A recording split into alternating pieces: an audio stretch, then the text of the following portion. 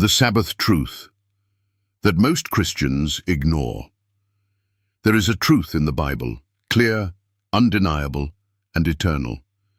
Yet most Christians pass over it as if it never existed. Pastors won't preach it, churches won't teach it. And if you mention it in most pulpits today, you'll be labeled a legalist or fanatic. What is this truth? The Sabbath, not just a Sabbath, not just any day of rest, but the seventh-day Sabbath, the one commanded by the very mouth of God, written by his own finger in stone, and never once changed by Jesus or his apostles. And yet, it is the most ignored commandment in all of Christendom. Why?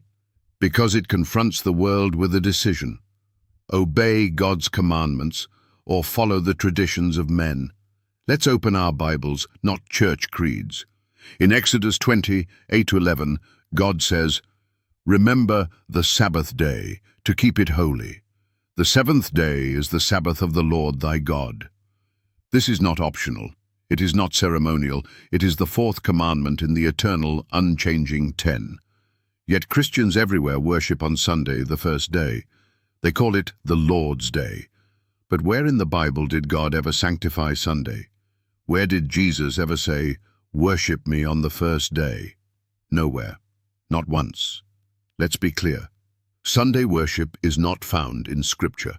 It is the invention of man.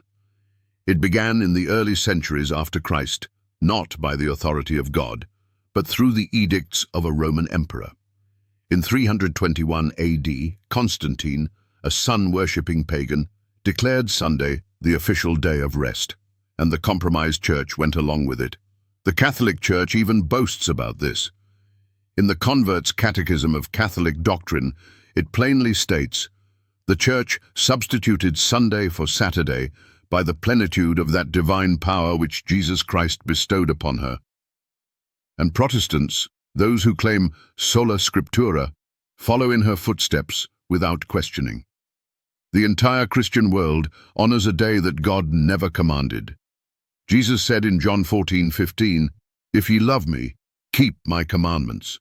All 10, not 9, not the ones that are convenient, not the ones culture accepts. The Sabbath is a test of love, a test of obedience, a test of loyalty in the final days. In Revelation 14:12, God describes his end-time people. "Here is the patience of the saints. Here are they that keep the commandments of God and the faith of Jesus." They don't keep traditions. They don't follow majority opinion. They follow God, even if it means standing alone. So, to every pastor who refuses to preach this truth, are you serving Christ, or are you protecting your comfort? To every Christian who says, "It doesn't matter what day I worship," then why did God command a specific day? To every skeptic and non-believer, before you mock what you've never studied, open the Word. The truth is there, and it's not going anywhere. The Sabbath matters. It always has. It always will. Isaiah 66:22-23 says that even in the new heavens and new earth, from one Sabbath to another shall all flesh come to worship before me, saith the Lord. The Sabbath is not Jewish. It is not Old Testament. It is not abolished. It is God's eternal sign between him and his people. So why do most Christians ignore it? Because truth demands change, and change demands courage. Do you have the courage to obey God, even if the whole world goes the other way?